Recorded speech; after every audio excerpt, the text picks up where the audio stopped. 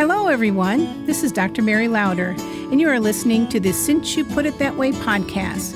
It's the show that examines various health, wellness, and medical topics from unique perspectives.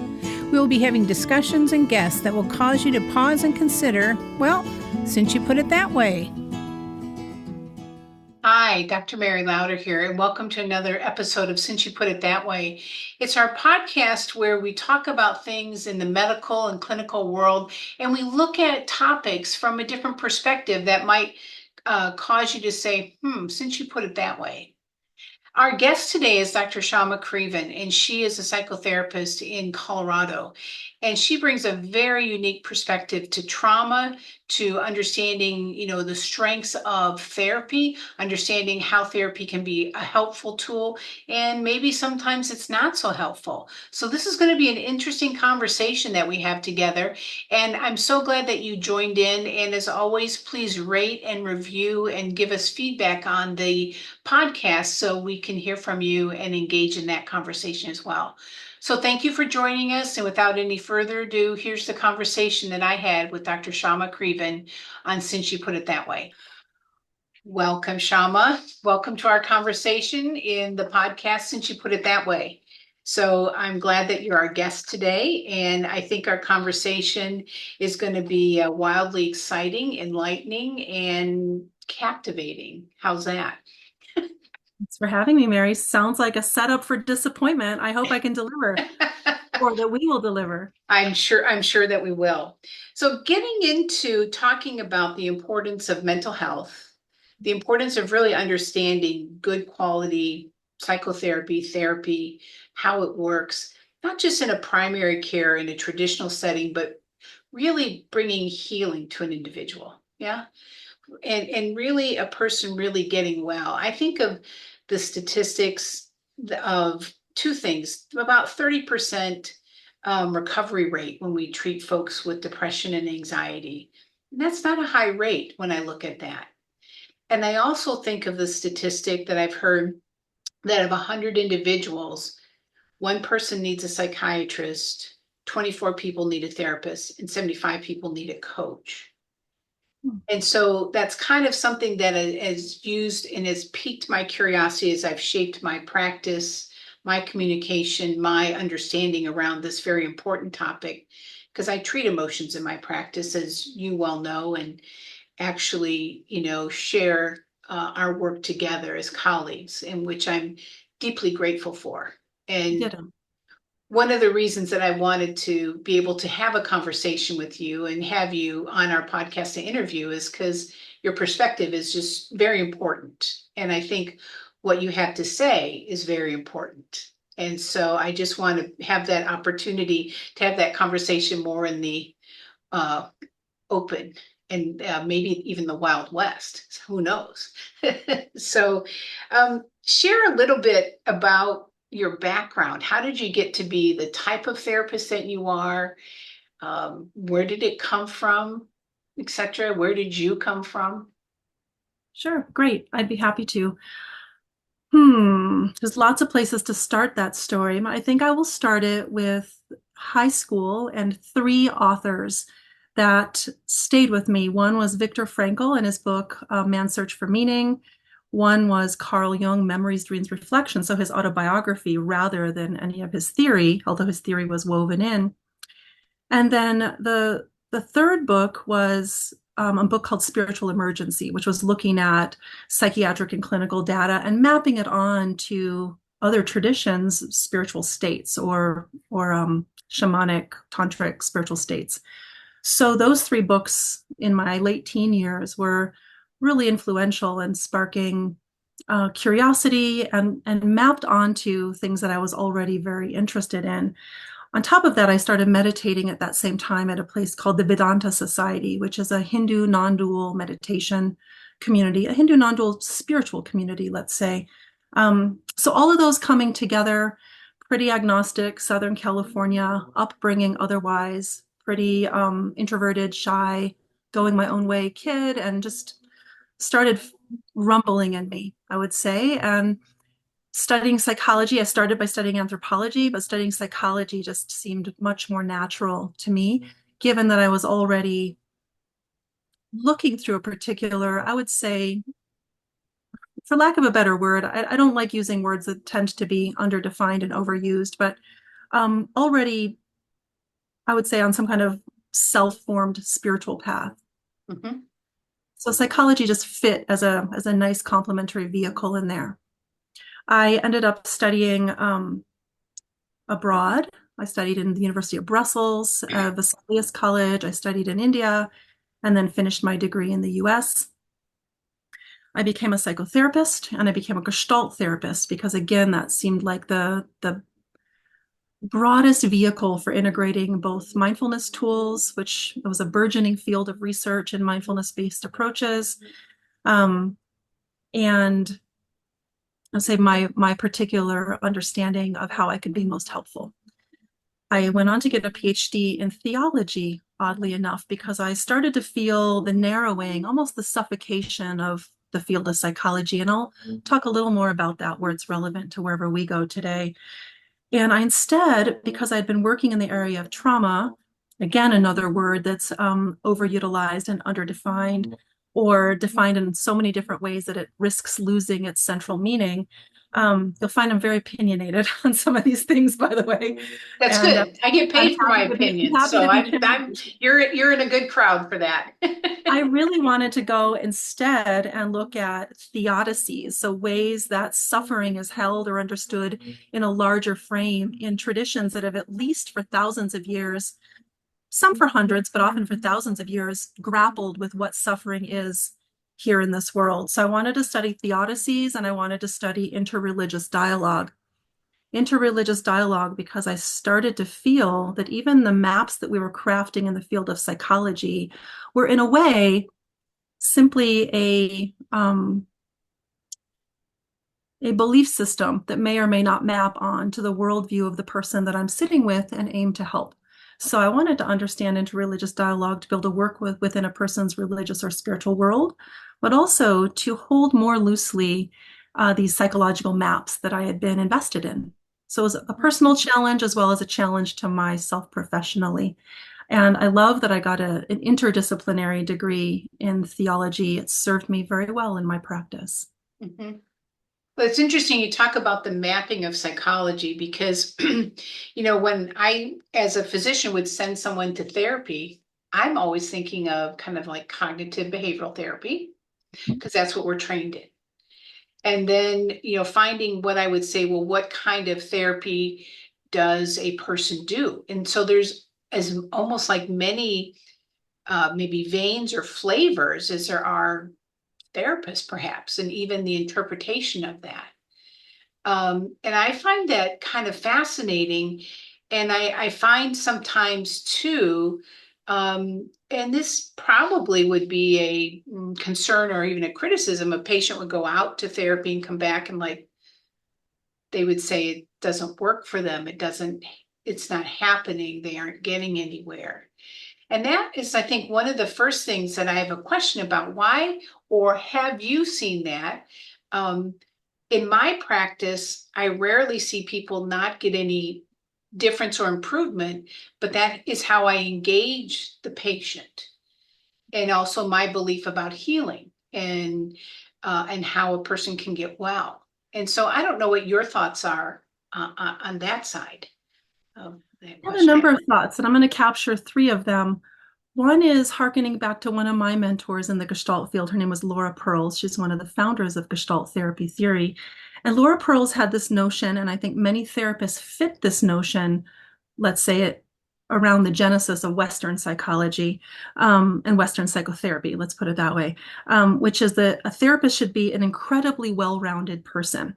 So Laura Pearls herself was a classical dancer, had studied philosophy, was deeply involved in cultural movements, and was steeped in the literature of her time, was well read. So she was a very broad person, and she felt that we were to be refining ourselves in quite a large scope to be able to then meet the different worlds we're going to encounter that are in our clients as well. And I see that less and less. And I don't mean to denigrate my lovely colleagues or my lovely students today because they are truly their heart isn't the right place. But I actually feel that we have siloed so much, right? We've lacked an interdisciplinarity for quite a while now that it's almost without their knowing it, without us knowing it in the fields that we're studying and to become good counselors and psychotherapists, we're potentially becoming less and less well-rounded.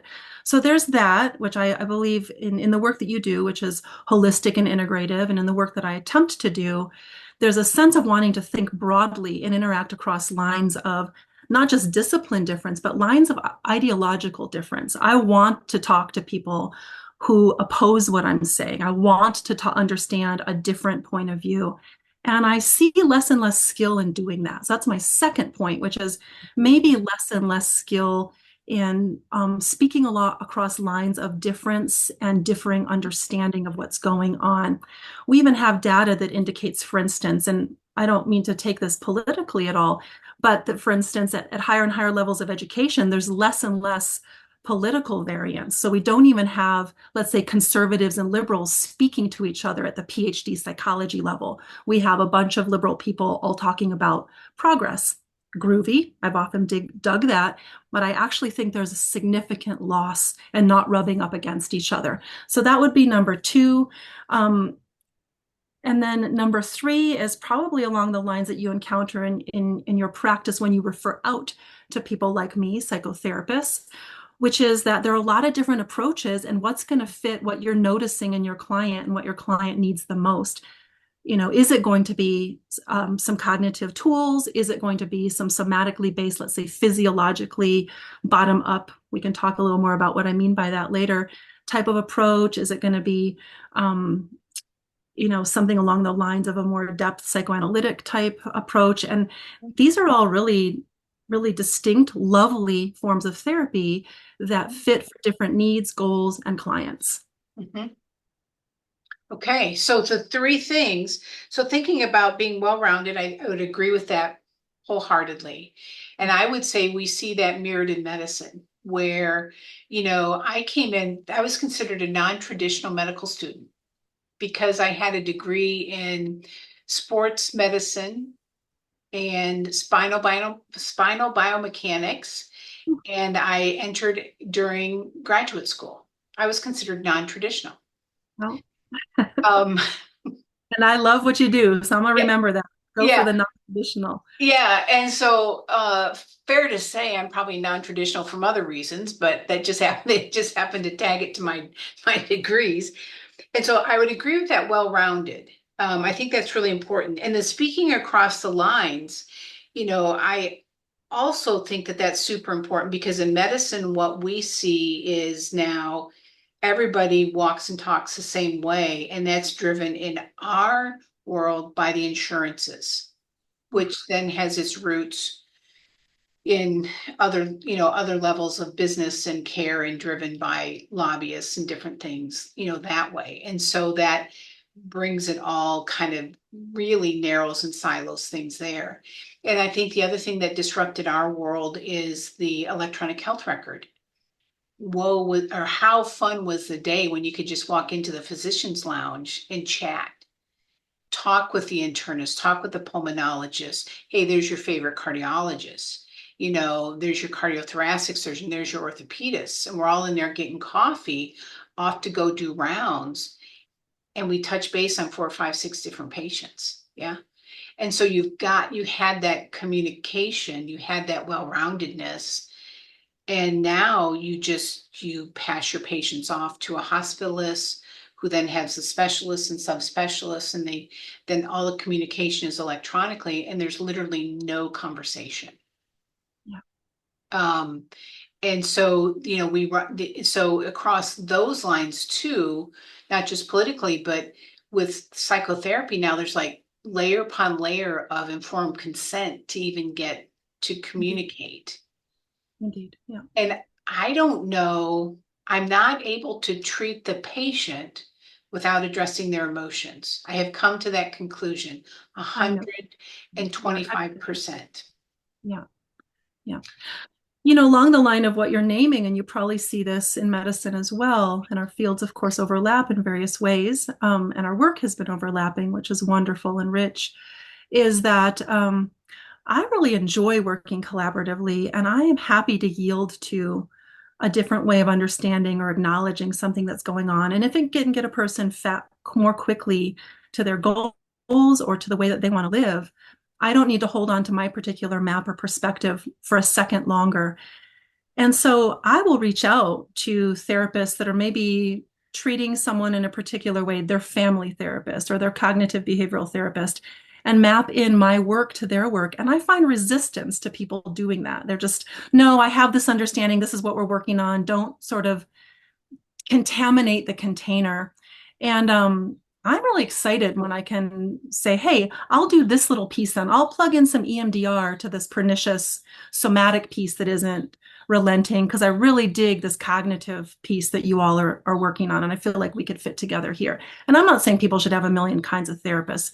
I just mean that sense of collaboratively identifying strengths in each other and being able to yield to whatever's going to work the best, even if it's not my way of understanding the problem. Right. Yeah, I think that's I agree with you fully. And the breakthroughs that can occur often come, I think, from a good team of people working together, but then having that communication amongst one another. Yes. And Yes. we Maybe, started, maybe the humble is right, like the humble communicate, or the maybe yeah, just even the curious yeah, communication. yeah, exactly. And then the last thing was, the different approaches to therapy. Well, and you brought up the word Gestalt. In my world, Gestalt goes to after I get all the information, I come up with the direction I think I need to go. What's your Gestalt on this? And I would get asked that all the time in residency. And it's not something our medical school taught because I was an osteopath. So I thought holistically, I was taught to do that. And I was taught because A.T. Still, the founder of osteopathy, was also a mystic. I kind of ventured into the spirituality at that point, which was fun. But not everybody did. But then when I get to residency that was allopathic and they go, what's your gestalt? And I go, I don't know. I didn't know what to think of that word. So what then is gestalt therapy from a psychotherapy standpoint? Yeah, sure. Well, Gestalt therapy has a couple roots, and one of them is out of the Gestalt School of Perception, which was in the I want to say, I'm going to get the dates wrong, 20s, 30s in Germany, out of what was called the Frankfurt School. So there was this school of perception that was looking at the ways that we perceive and think and relate with the world around us. Wonderful stuff, still utilized in perception research today, some of their original concepts and methods. One method that they brought in, for instance, was phenomenology and just the ways of tracking experience when we remove or bracket different meaning variances, different preferences we place on what we're experiencing. Mhm. So Gestalt therapy theory is the practice of Gestalt psychotherapy. And they had to do that because Gestalt psychology was a school of perception. And Gestalt psychologists didn't necessarily want to be associated with therapists per se. Fritz and Laura Perls were psychoanalysts who were thrown out of analytic society by Sigmund Freud because of a differing, a Gestalt understanding of the person. And so Gestalt is a German word. It means whole. And it's it's an experiential, existential psychotherapy. And I find it very effective for working with the here and now in ways that enliven what remains to be acknowledged or worked with from the past without needing to dig around or bang around in the past. Really, what's relevant right now that remains with us that wants a kind of completion. So, whole Gestalt also means completion, the ways that we complete experiences. And it came out of research from the Gestalt Psychology Perception School, where they were looking for something and they found something else, which I always love it when we do that. And I'm always very interested when you're looking for this and you find this, because it feels more trustworthy than I'm looking for this and I find this, right? Right. Looking Yes. for this and they found this. So they were flashing a bunch of images in front of participants, and they found that people remembered the images the longest, not that they were the most complete, like house, dog, but the images that were the least complete. They worked much longer on things that they couldn't figure out. They remembered much longer. And then as soon as they could figure it out, they could store it. They could set it aside. And early Gestalt therapy theorists extrapolated that to the ways that we linger on things that are incomplete for us. And we can talk about that even in relation to trauma, where it's incomplete until we have a sense that we have survived or that we are victorious or that we have completed whatever response didn't get to be fully engaged at the moment that we were overwhelmed. That's beautiful. I love that's how Gestalt works Yeah. because you've just defined a treatment, I would use the word cure, an approach to anxiety, which is a call for more information Mhm. because you're not feeling safe. Yeah. And then so let's go right to trauma because that's a big thing right now. Pandemic, wars, rumors of wars, hurricanes, finances, people are traumatized. And it also is I use the word flashpoint. It's a point where influencers can come in and they've got, five cures for the top three traumas. And, if you Google trauma care or Google how to treat your vagus nerve, there's all these quick fixes. Mhm. And this is concerning to me as a physician because I've never seen a quick fix in that. I've seen a complete fix, but it wasn't quick because even if there was a technique that was used that, say, maybe was in the energetic psychology world, what has been simplified has been completely understood at multiple levels to be able to apply that. Mhm. So that wasn't quick ever, Yeah. right? So let's go to trauma in our world together, where we treat our trauma patients together and where we work in such a way where you've got complex physical conditions and illnesses, not just or not only, not just is not right, but not only depression and anxiety, but you've got that tagged together with the complex medical condition, chronic Mhm. illness, fibromyalgia, things that we don't have answers for, but we do because the body does. Mhm. So walk me through, the flashpoints of trauma. What comes up for you when we think of trauma care currently, your experience, where we're going, what's happening? Mhm. Well, this is going to be one of those places where you and I may diverge and then come back together because I feel that in essence we are similarly oriented towards the robustness of the human organism and the human person in their fullness. And I am more and more wary of the use of the word trauma in our society. I'm more and more concerned about not only semantic contagion and iatrogenic harm, the ways that we can overdiagnose trauma and create problems that then, yeah, maybe we can invent a quick fix for the problem that we just created.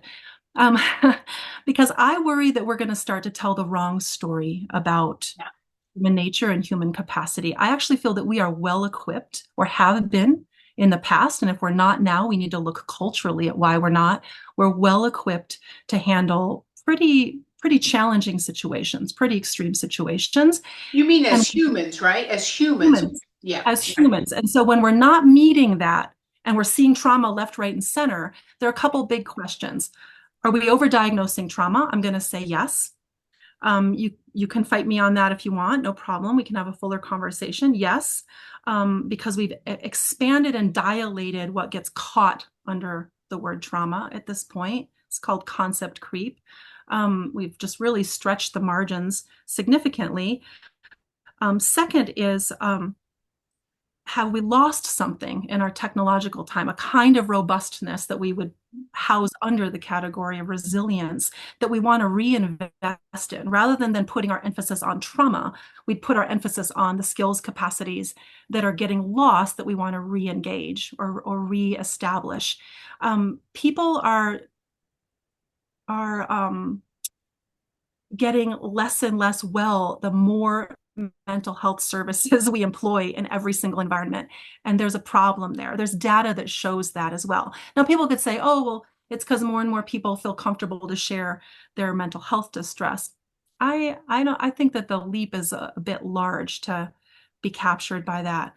So I think that there is some interesting room for the quick fixes if they're quick fixes that are rooted in like interpersonal neurobiology data that indicates certain things, like for instance, the simple application of interoceptive awareness Mhm, to a state that we're having changes the state we're having, mhm, right? So there's wonderful tools in mindfulness, in interpersonal neurobiology, certainly in your field and in the methods you've developed to mhm. directly engage distress and watch distress change, Right. right? So I'm very cautious. I'm likely going to even scrub the word trauma from my website and from my literature because it's fast going to lose the meaning that I had applied to it and that in my dissertation I applied to it. And because I'm very wary of the story we're telling about who we are and what we're capable of as Yeah. humans. I wish I could fight you on that because it would be fun. Because I love going toe to toe with you in a good way. I can't because I agree with you. And I thought about the scope creep, and what that means is basically the diagnosis widens. Widens. So for our listeners, where trauma was very specifically defined, or PTSD, we now have complex PTSD. We now have mixed PTSD. We now have PTSD with anxiety, with depression. We have all these different nuances. And so we arrive at that by saying I agree, there's more people reporting it, there's more people having it. And I agree that we have resources and people still aren't well. Yeah. And And, and I think that there's good reason to have a term like trauma. There's good reason for a term like complex PTSD. But when we're not agreeing on the meaning and we're pushing all kinds of stuff underneath that, which we are now, you can pick up some of my favorite trauma authors, and they talk about simply jarring experiences as being potentially traumatic. They name things in their lists of what is traumatic that are like, people would have coped with half of that in just an average day and got on with life at another time. So there's some real concern in my view with yeah, my field of yeah, psychotherapy, trauma-informed psychotherapy, and the ways that we might be creating or putting the emphasis in the wrong places in the name of wanting to do a service to people that have suffered grievously and have real physiological remnants of that suffering. right. So actually, I wonder instead of trauma, is the word distress more accurate? Because we have the stress response, which is supposed to escalate up, take care of what's going on, and then go back down. Yeah. And then what happens when a person's autonomic nervous system, their sympathetic nervous system gets switched on and is not balanced by the parasympathetic because they're always stressed, that stays up and kind of goes up and down, up and down, up and down. They're up here. So it's a new homeostasis or a new balance point, let's Mhm. say, even. And they don't get back down to ground zero. Ground zero in the relaxation phase of the body is where healing occurs, where you have that deep rest, that deep sleep, Yeah, where physically and psychologically, spiritually, emotionally, right? This integrated healing. exactly. And the cortisol is not being pumped out, stomach juices are not being dried up, colon is not seizing, you're digesting, all those things that are supposed to happen are happening because the threat has gone away because you feel safe. Mhm. And so what we're being told though is that there isn't safety. And what people are experiencing is also not being safe. For example, they don't feel well and they go to the doctor and it's, eventually told them that it's in their head. Now, I literally have this challenge where, and maybe you can really help me understand this, where folks that get, you know, um, marginalized by the healthcare system, they have a diagnosis that could elude a team of specialists. And in my experience, when you look at the complexity, there's always underlying relational issues, unresolved emotions, perceptions, things where, a complex approach to mental health would be of care for them and of service. And certainly using some energetic psychology treatments, EMDR, TFT, which is tapping, our self-compassionate connection, and other things where we can help re-regulate the autonomics to bring them out of that high into more the relaxation. And then you begin to present it to them, and then they don't trust you as the provider of that because everything around them tells them not to trust and they're not safe. And I think that is part of what you're defining. And maybe that's one end of the extreme of it. But I see that a lot with patients. They go, how do I know to trust you? I don't know that I have an answer for that. Um, but they're also still in front of me wanting care and services. So I would ask, well, why are you here? I don't know what else to ask. I really don't know what else to ask. So I don't know if you've encountered that as a therapist when people come to you. It's like, I don't know why I'm here. I don't know what you can do. I don't know what I Yeah. My first line of, it's not really a line of defense. My first strategy, it's not a strategy either. It's something that grows out of, I would say, a spiritual perspective of mine, which is that they don't need to trust me.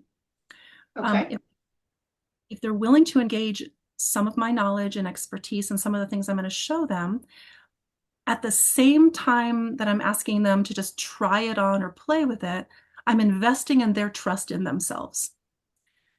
I'm really interested in them trusting themselves. Yeah. I actually like it when people come back in and say they had some epiphany that I had told them, because it's like, I don't care if they don't ascribe it to me, because they went out and had this experience of themselves based on some of the tools or things that maybe we did or that they encountered in life. And that's, so I think that approach that it used to be embedded within what we'd call a relational, more of a Rogerian approach to therapy, or a collaborative or co-creative approach to therapy, which is part of the existential therapy that I is one of the pillars of my work, is to really see the fundamental trustworthiness, the fundamental health, the fundamental wisdom of the person in front of me, including what is sometimes called their defensive strategies. And then to point out that the ways that they are going about things are not taking them where they want to go.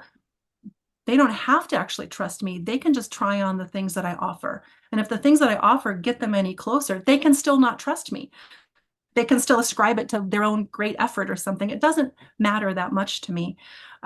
It's nice if somebody trusts me or likes that we're doing something together. It certainly makes things go a little faster when we have a trustworthy collaborative relationship. Mhm. But kind of them trusting themselves and learning that they are trustworthy to themselves is sort of the heart of my work anyways.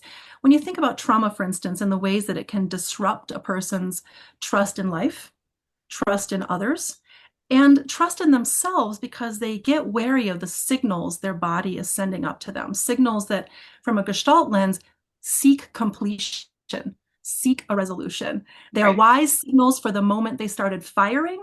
They are somewhat misplaced in the environments the person is now in. When a person can find those to be trustworthy, that their body is sending them signals that want some resolution, that want some acknowledgement, that needs something. Mhm. Sometimes then they're curious about if I have any ideas about what that could be and how we could get there.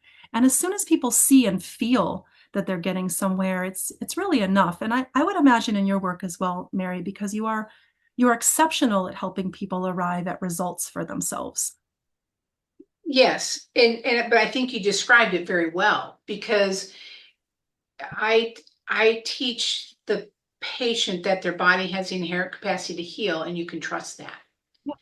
And our goal is to align with that. And they can trust you saying that, or they can check it out. They're willing to just entertain it and watch their body give them that information. Yes. And then on the I don't even know it's the other side of the same coin. It's just on the other side of it's the other side of the fence. We're taught that the doctor-patient relationship is based upon trust, mutual respect, and communication. And at the heart of it is trust. Okay, And I've that's ideal. always, huh?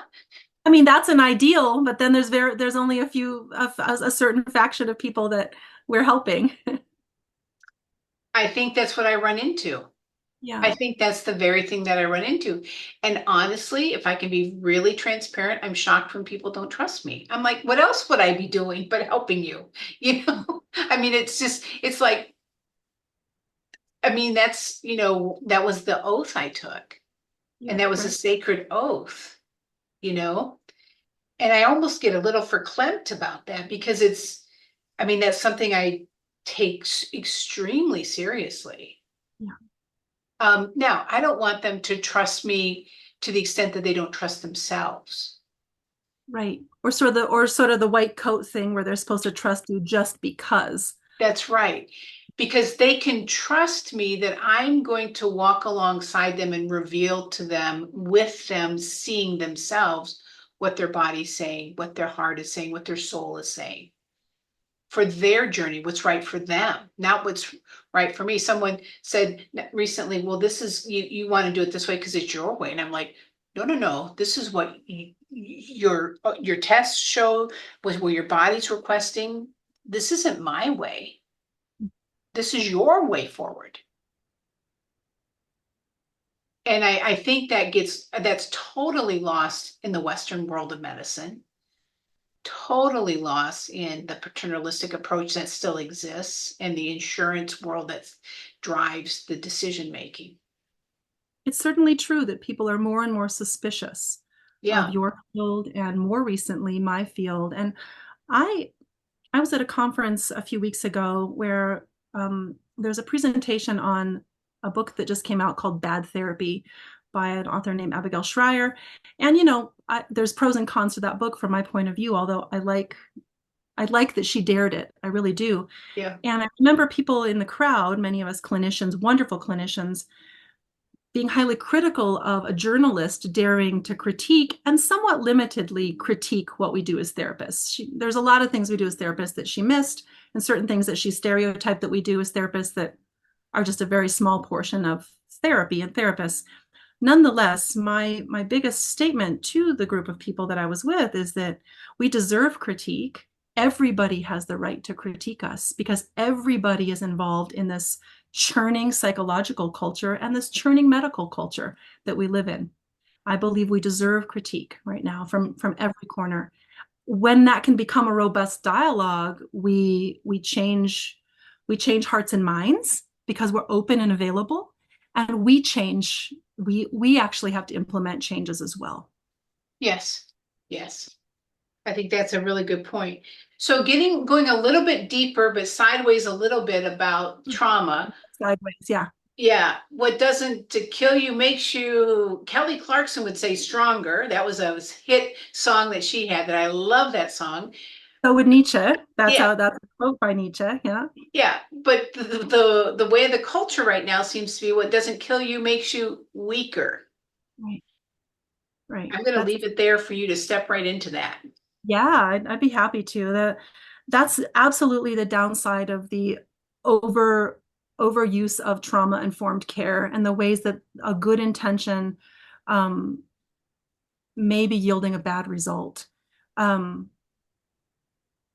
because there is a fragility then that we're painting on everything by virtue of considering anything that's somewhat challenging to be potentially causing irreparable harm that then needs experts to come in and solve or needs solutions. Um, Two things come up for me that I want to share with you. One is a stat that I really like, which is that 1 in 4 people that go through a discrete traumatic event, and with discrete traumatic event, I'm talking tight definition of threat to life, distinct threat to psychological integrity. So those tight definitions, 1 in 4 may develop PTSD symptoms, and a little less than 1 in 4, about 20%. And not even necessarily long-term PTSD type symptoms, but they will pass the threshold of the ordinary stress reaction, and it'll linger into a three-pronged symptom set. So let's say 20%. My students, when I throw that out in my clinical skills class, when I say, when you go through a trauma, how many people get traumatized? I mean, they think it's upwards of like 50%, that trauma equals traumatized, a traumatic event equals traumatized. And they're surprised when it's around 18 to 20%. The other piece that I really, really like is that 2 out of 3 people that go through a distinct traumatic event or a series of traumatic events come out with what research is calling post-traumatic growth. And those have 5 markers to them that are life transforming. Post-traumatic growth is like life transforming markers. Now, it's not to say that us humans have to go through trauma to grow. It's simply to say that we can grow by going through trauma, and we're more likely to than to contract PTSD. Why do we not show that side of the coin? Because it is the other side of coin of the inevitable distresses, high distresses, terrible, egregious, if I could wipe them out, I would, distresses of living a human life, is that we are able to grow. And that's where there's a work by a man named, what is his name? Let me, yeah, Talib. Um, his work is around, the term is called anti-fragility. And it's those aspects of life, of organismic life, that not just are resilient, don't just weather challenges, but actually grow through challenges, get stronger through challenges. Our immune system gets stronger through a certain amount of challenge, right? Mm-hmm. I'm asking you as the physician. I Yes. noticed that my kids, where they were constantly, docs before COVID were constantly telling me that they were getting sick because they were building an immune system. So I'm like, all right, if they're building an immune system, I'll just give them the herbs and medications that are going to help them get through the symptoms. Right. So we used to also look at character as something that grew through challenge. Mm-hmm. Didn't grow through just like, oh, express your authentic self and let me just give you everything you need. It grew through challenge. Yeah. So the human heart muscle gets stronger to a certain extent. And so then there's this other map that I like to use, which is a classic developmental map, which is the level of distress needs to meet the level of support.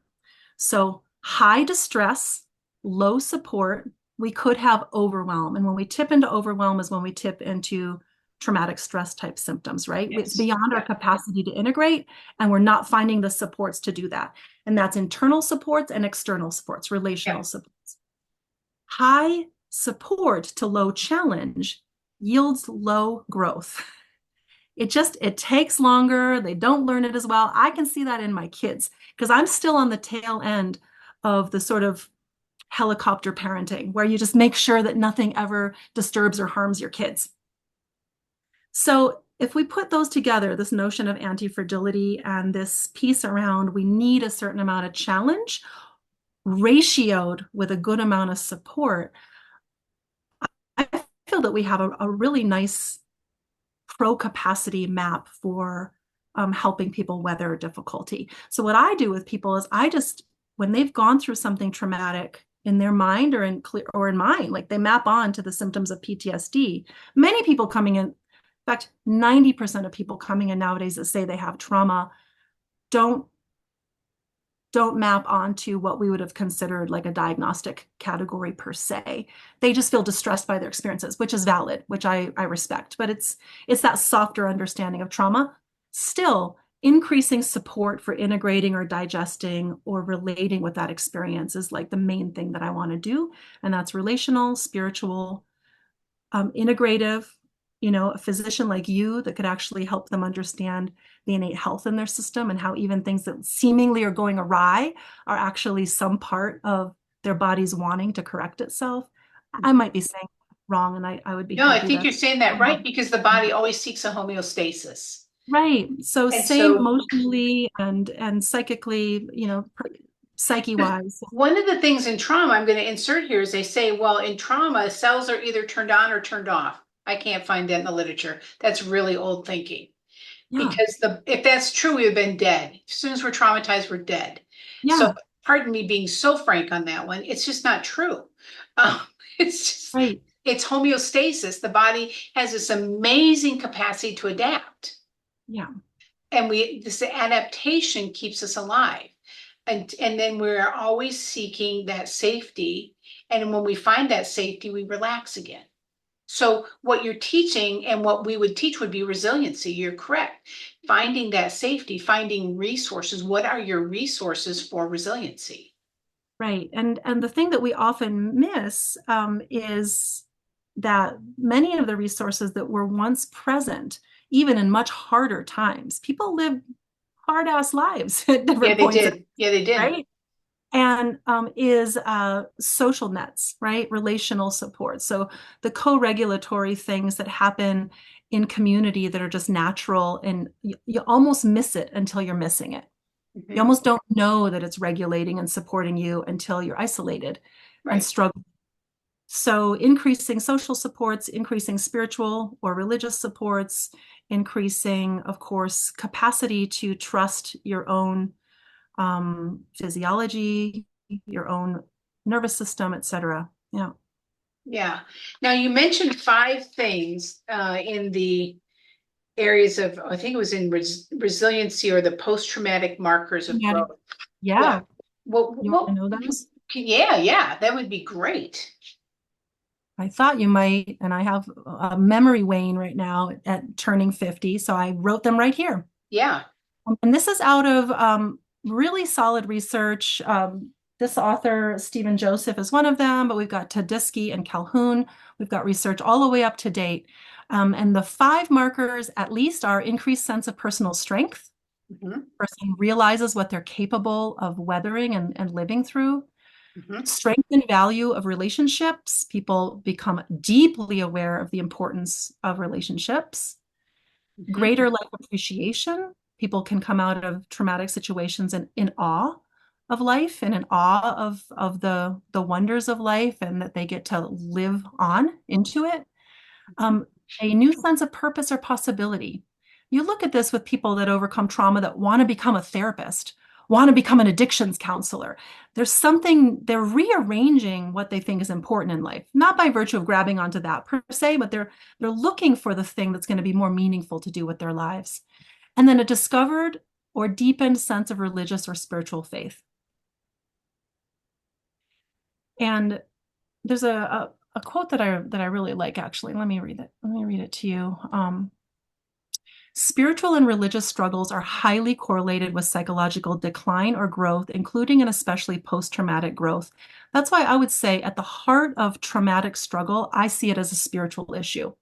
Whether it's ultimately a person's going to choose anything spiritual or has anything spiritual, in the back of my mind, I'm going, what is going to be, how are these five growth potentials? Which of these is going to be the thread that I pull through with them that's Hmm. going to become a more meaningful way to house their lives and a more meaningful way to live, um, and a more meaningful way to understand suffering.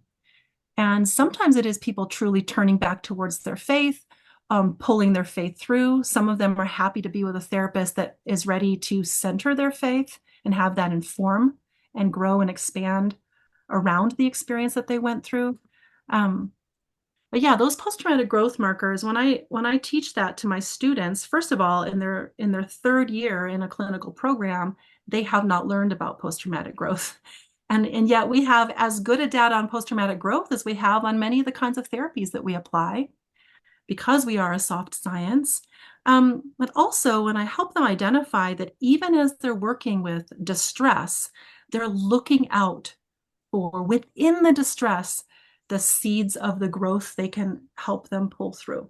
When a person says, I don't know what to believe in anymore, I have lost my faith during this experience, for instance, that is actually a seed of growth. That isn't them saying, never mind then, I'm throwing in that. They're actually saying, I'm announcing this to you because I want this to grow and move. Right? Or when a person says, like, I've lost all community and I'm so isolated, they're saying to me, I know that community is utterly important. How can you help me pull this thread through? Right. So if we're not working with those five threads at least, then likely growth will happen anyways, but we can actually heighten trauma resolution by pulling those threads through at the same time that we're helping people process or resolve residuals from an experience that they could not digest and integrate on their own at the time. Hmm. This would probably be called a pause cast because my pause here at this is probably some of the best work that I've ever seen accomplished in my own personal life was on page 46 of your dissertation, which is the Uh-huh. conclusion that I came to in reading your dissertation. because I was seeking help to help patients. Uh-huh. And as I was reading your dissertation, I realized some areas of my faith that were gone, some Uh-huh. areas of my faith that weren't there any longer. Seemingly. Yeah, seemingly. That's exactly right. And so coming to that conclusion and then hearing you explain it just now as really a point of growth, not a sense of loss.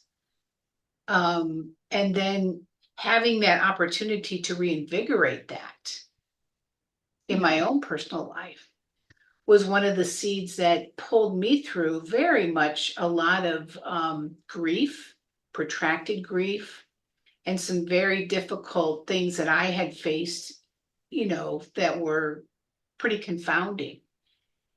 And bringing that sense, and so I would throw myself in common humanity there, first as a person and then as a physician. Yeah. And I would say understanding that, especially, the bringing to a sense of an increased appreciation of awe and wonder. Awe, Brene Brown, I love how she describes emotions, and that awe is that sense of so much bigger than ourselves, which brings in that spirituality. And then the wonder is, okay, it's this huge thing, and now I'm curious about that, Yes. which Yeah. Experience it. causes that digging, causes that exploration, causes that excavation of where did I diverge, or where does a person diverge? Where did they lose track of? Where did they fall off of? How do they get back on? Which causes more of that growth. And that wonder then brings an underpinning to that awe, which deepens the emotion and connection not only to self, but then to something greater than ourself in that aspect of spirituality, where you actually then can understand the echoing of the soul Well in, said. in response to and out towards something that is greater than ourselves, and a calling and a longing and that responsiveness that goes both directions. Right. Yeah. The interplay that we are then not alone in this grappling Yeah. that we're indeed made to grapple with when we go through a traumatic incident or event. So then should we be able to arrive at a spot? I think of Pema Children where we are comfortable with the, uncomfortable, comfortable with the inconclused, comfortable with the unknown, without it being a resignation to I give up. But within that, having a resiliency of our innermost selves as strength in that process. Mhm. Is that a question or a statement? Probably Sounds like a both. great, yeah, that sounds like an exclamation mark to me. Okay. All right, fine. So that's a yes. I I mean, but a much less poetic and comprehensive way to say it than you just did is an author I'm really appreciating, an old instructor of mine actually named Bruce Tift. He wrote a book called Already Free. It's a Buddhist psychology book. And in it, he talks about the increase in capacity for experiential intensity, and that every moment is an opportunity to increase our capacity for experiential intensity.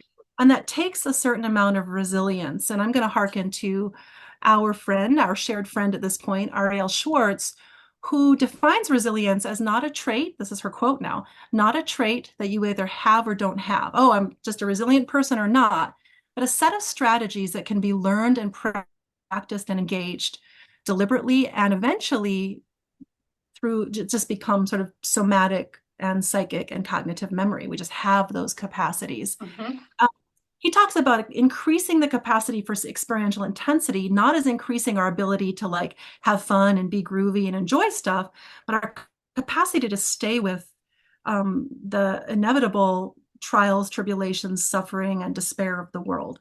And when we can stay with that, then we are not only are we just incredibly resilient, but we are potentially able to be informed by and learn from that as well. So helping people stay with their experience, not in the moment of actual trauma happening. The mechanisms we employ to dissociate, depart, shut down, or freeze are wise mechanisms. They are meant to have us traverse that. After that, when we then contract our world, since we started with trauma, I'll go there again. When we contract our worlds um, out of the thing that we went through, out of fear, out of some incomplete experience that's now surging in our soma and in our nervous systems, which trauma can do. Um, we are we are no longer then building the muscle to interact with the difficulties of life. And so helping people re-engage that, re-encounter their capacity in smaller doses, in titrated doses, really builds that confidence, one of the post-traumatic growth markers, that confidence in oneself and the ability to stay with difficulty in life. So then if I really went sideways there. I don't even no, know where. no, no, no, no, that's really good because then I think, no, I think it's great because I think of like the first 7 years of life where we talk about theta waves and kind of the imprint of what we're being told. I wonder if we're mixing that up with the events that occur in a distressful way and causing or expanding or creeping that concept of trauma by doing that. Hmm, Um, that's a little over my head. Can you unpack that a little for me? yeah. So, so between ages 0 and 7, the brainwave, a lot of the brain waves for a young individual are theta waves. They're highly suggestible, like in a hypnosis level of wave. So there's a lot of what's considered hypnotic suggestion and they've measured brain waves. So there's been studies on this. And then kiddos just absorb their environment around them, Yeah. right? And so then they go into the world, and then there's things that are distressful, but in our culture, we might take that and conflate that or expand that into trauma. And because the person hasn't really resolved some of those beliefs of maybe not being good enough, not being heard, not being loved. And then we've just thrown that all in to make a complex trauma for that individual versus differentiating. Here are some core beliefs that need to be addressed that are not accurate. And here are distressful events that occurred. And because those came together, here we are. Yeah, in this sort of complex combination of maybe a nervous system homeostasis that's at a Yeah, level of chronic dysregulation, as well as some really pernicious beliefs about the self and worth. And yeah, right. And I don't see that happening. What I see in our culture is just everybody, like you said, is traumatized and had this just, lifelong list of things that are traumatic. And I would agree, the body responds to the stresses placed upon it. Wolf's Law, the bones get strong by how we use them. Same with mhm, the heart muscle, but when we train aerobically, we don't just train the heart, we train the muscles of the skeleton.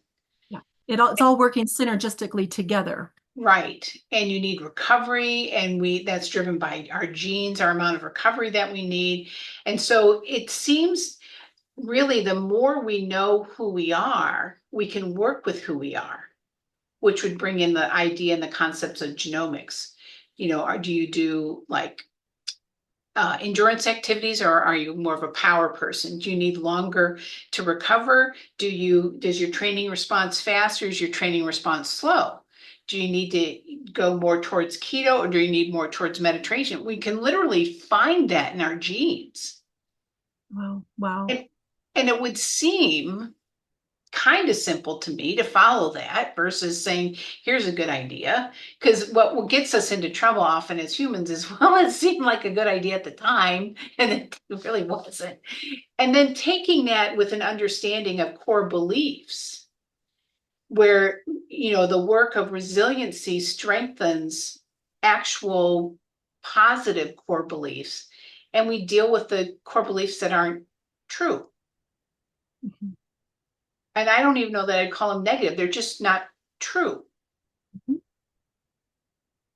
And then from there, you're creating more of a roadmap that fits that individual as to where they want to go versus mapping out according to a therapy concept or a physical health concept or, standard medical care, whatever the heck that means these days. Right? Yeah, Does that make yeah. sense? Yeah, you make sense. I'm always learning a lot from you in this particular area. I'm fascinated, find it absolutely exquisite. And then I'm going to use my contrarian mind again Yeah. to come in with a piece that is a concern of mine. Not because what you described isn't exquisite and absolutely useful, but because I also worry about the amount of myopic focus on the utter minutia of the self Yeah. as part of the problem. And so the more instruments we get for looking at the smallest details and the larger details of us in a world where we're not counterbalancing it with deep, robust engagement with others, Yeah. social engagement, social commitment, interactions, difficult interactions. We no longer, for instance, have to deal with difficult encounters very much. We can just stay in our little world and, not interact as much. We get our food delivered, we get this and that done, etc. Um, I, there's a way that that could contribute to navel gazing, a Mhm. whole other level of navel gazing. Not the genomics per se, but this advanced capacity to understand the smallest things that are going on and the largest things that are going on inside without acknowledging. Now, what I like about integrative medicine and your holistic approach is the fields around, the ecosystems around are always relevant to how the organism is functioning within. And I think that's a Yeah. wonderful Yeah. model. How often, though, do therapists, for instance, say, "Oh, you want my help with depression and you want to do some trauma work? Um, Join a club. Where are you volunteering? How many community activities do you do per week?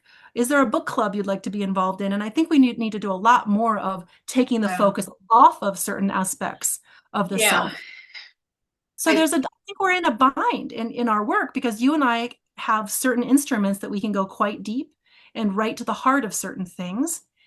And then the counter to that is like, and also, eh, yeah, you might have some aches and pains. Go out and do something, or you might be a right. little depressed. Go to that family function anyways, or this counterbalance of Yeah. being I and doing, yeah. autonomy, connection. Yeah, I'm hearing this. I'm hearing this. I think this is really, really great. I mean, honestly, Mary, I live in a place that's, as you know, pretty affluent. Yep. I work with clients that are beautiful people that have this allergy and this disorder and this thing and Yep. that thing that they spend their whole time engaging. The worried well.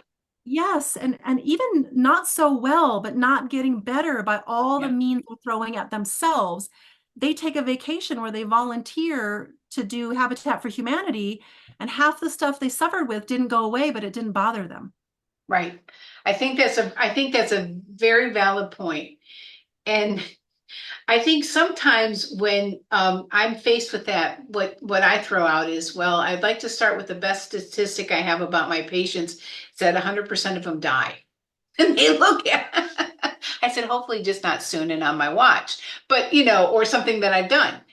But the point is like about anti-aging. If we were, not going there, but bringing that concept in, because you're biohacking. I don't believe in biohacking. I believe in being connected to yourself because from there you can go anywhere. And I believe in the fact that if you understand yourself and the body's inherent capacity to heal, you'll get there, right? Whatever there looks like, it needs to be. But the fact that, and then common humanity, we all have similar things we experience, and we're in a community of where other people experience things, and we can have empathy. And it's not because we've walked in their shoes, it's because we understand what we feel, therefore we can connect with their feelings. That's empathy. Yeah. And so I think that that's really important.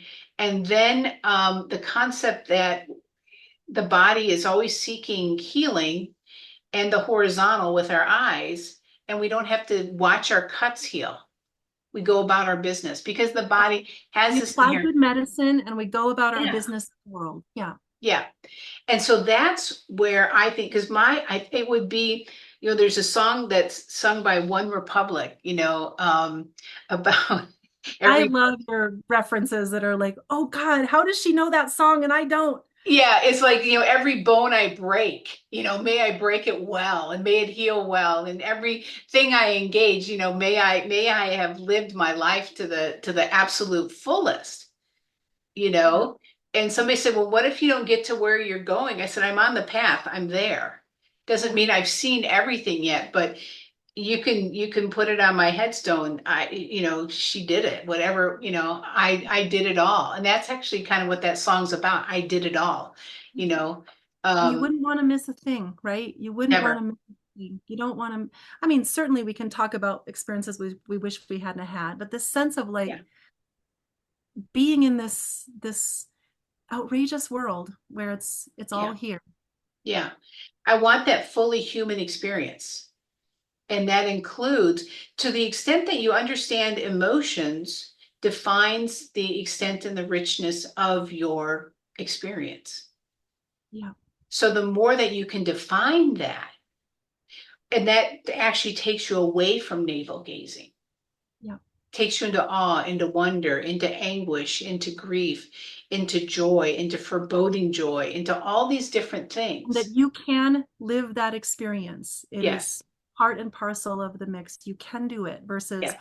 oh, it might traumatize you, or oh, we gotta resolve it in some way, or we gotta fix it. Now, certainly we don't want to withhold means of bearing it and means of getting through it and Right. means of making it better. But yeah, this like I think that it circles back to, I want to circle back to two things. One is I trust this person. I trust that they could bear their existence. I Yep. trust they can, and we're going to bring in some things that show them that or support that. But fundamentally, I trust they can bear their existence. They will.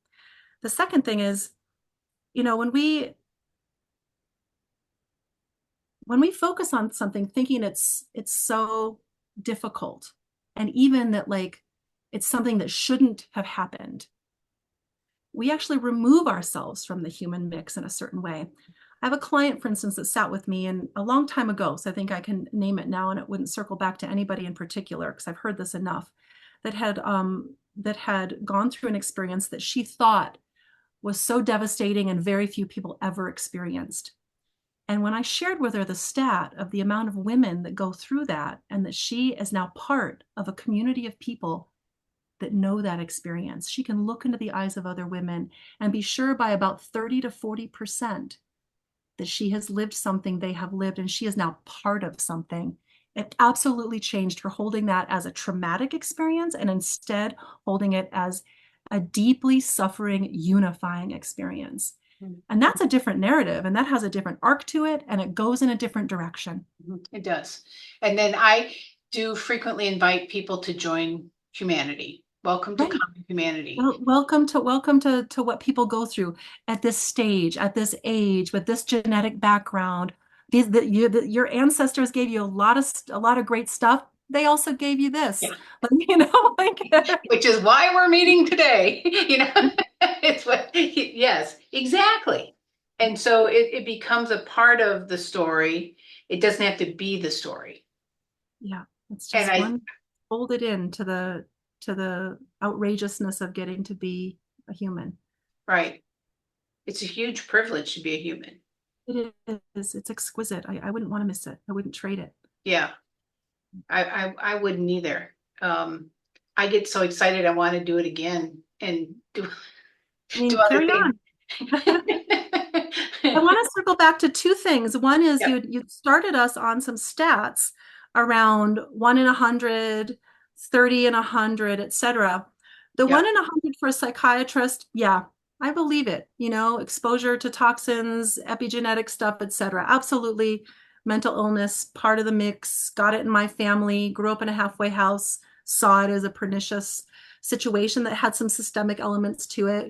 People that were living on the streets seemed to not get the same kind of help as people that had more means, and so there was more expression of their mental illness. But definitely 1 in 100 needing potentially psychiatric help.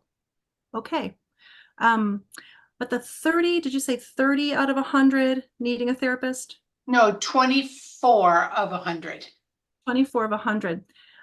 I find that a heartbreaking statistic. I'd like that statistic to be much lower, even if I was out of a job. And I know it's trite to say that, but I mean that, which is that I actually feel that with more social, emotional, spiritual supports from other avenues, that statistic should be much lower. I Yeah. should be a compendium to that 1%, right? The 1% to psychiatrists, maybe 10% to me, that can have some conjunctive help or don't quite need a psychiatrist, because there's so much better quality stuff to support people in this world than a therapist an hour or two per week.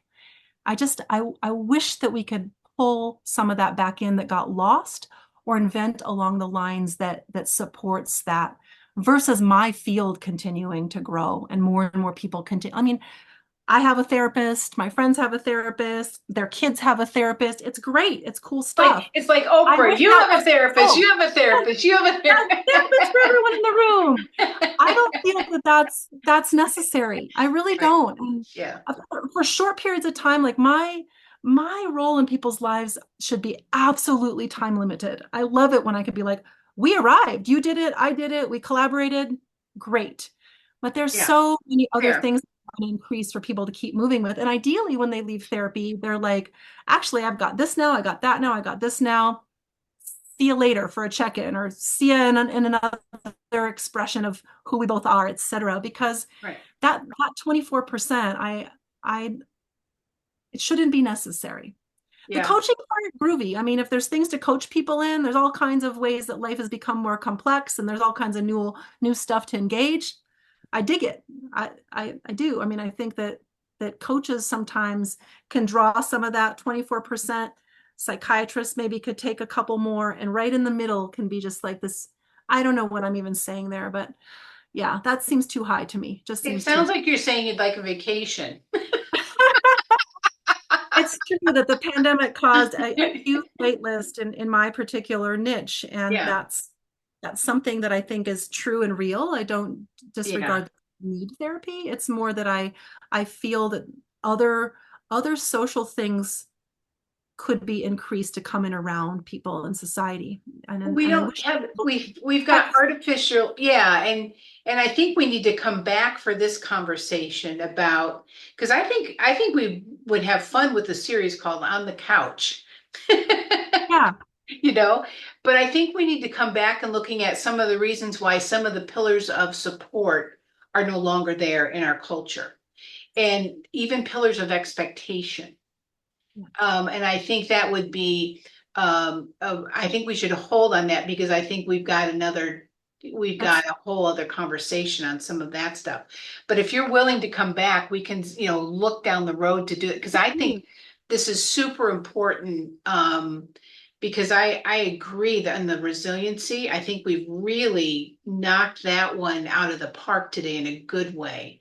And the good. five things, if you could, if we could, I actually will take those five, you I could can send forward. you my notes if you want to Yes, put please. put And them because up. I'm going to include that with some of we always give a transcript, but I also want to use those 5 points of resiliency for people to have a reinforcement with that. But I think that there's a lot more in conversation here to understand how we kind of got derailed with some things, Yeah, and what we can do to not only build the resiliency, but the stability, and understand a guardrail is just that. It keeps us in the bounds. And yeah. it's okay to hit the guardrail. Yeah, Come yeah. and It's come on back. okay Yeah. to suffer. It's okay to be challenged within bounds that we can learn from, cope with, carry Yeah. on with, and that we Yeah. have more capacity to do that than I believe we're telling ourselves right now. I Right. think the final thing I would share then, because I didn't say it, I kept talking about social supports. This notion, and I wish I could remember who said it first. It might have been Dawkins, I'm not sure who, but this God-sized hole that is left in the middle of secular society, and the things we put in there that are really inadequate to the task at hand. Psychology is inadequate to the task at hand. We need larger social, spiritual, meaning making frames than the psychological concepts that we currently have. And yet people are often, I think that's what I meant by my therapist, your therapist, my friend's kid's therapist.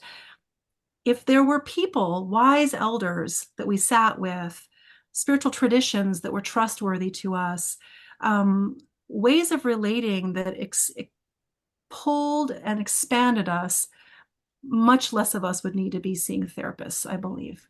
And I Yeah. actually believe that we're being placed in a position as therapists sometimes that we have not earned, do not deserve.